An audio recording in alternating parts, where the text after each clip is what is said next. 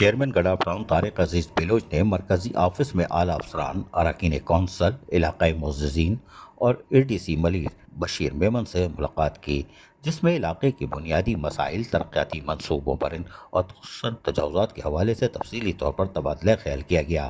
اس موقع پر چیئرمین گڈا ٹاؤن طارق عزیز بلوچ نے کہا کہ پاکستان پیپلز پارٹی کے ویژن کے مطابق عوامی خدمت کو عبادت سمجھ کر سر انجام دیا جا رہا ہے۔ پاکستان پیپلز پارٹی عوام کی طاقت کا سرچشمہ ہے اور ہم اس عوامی مسائل کے حل کرنے کے لیے ہر سطح پر کام کر رہے ہیں۔ ہمارا مقصد گڈا ٹاؤن کو ایک ایسا ماڈل ٹاؤن بنانا ہے جہاں پر ناجائز اور غیر قانونی تجاوزات کا خاتمہ جو ہم کر رہے ہیں اس کو مکمل طور پر ختم کیا جائے، جو مساوات، ترقی اور شفافیت کی جانب گامزن بھی ہے۔ گڈا ٹاؤن میں صفائی، واٹر سپلائی، نکاسی آب، سڑکوں کی مرمت، کمیونٹی سینٹر اور دیگر بلدیاتی سہولیات کی فراہمی پر روشنی ڈالتے ہوئے چیئرمین گڈا ٹاؤن طارق عزیز بلوچ نے بتایا کہ ان شعبوں میں جاری منصوبے پارٹی منشور کے عین مطابق عوامی مفاد میں مکمل کیے جا رہے ہیں۔ وائس چیئرمین جام محمد جوکیو نے کہا کہ پاکستان پیپلز پارٹی کا ہر کارکن اور منتخب نمائندے عوامی خدمت کے جذبے سے آج بھی سرشار ہیں۔ ہم گڈا ٹاؤن کے ہر شہری تک بنیادی بلدیاتی سہولیات پہنچانے کے لیے پرعزم ہیں۔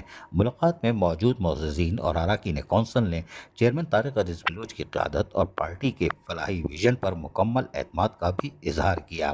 چیئرمین نے آنے والے وفود کا بھی شکریہ ادا کیا اور کہا کہ عوامی مشاورت کے بغیر کوئی پائیدار ترقی ممکن ہی نہیں اور یہ سلسلہ مستقبل میں بھی جاری رہے گا۔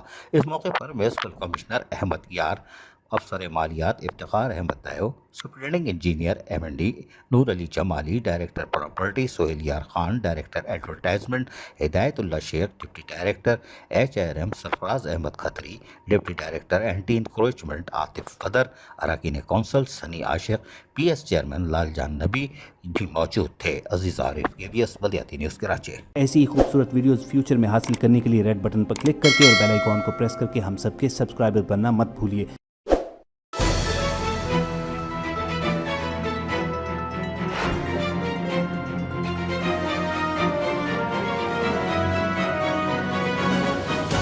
KBS بلدیاتی نیوز۔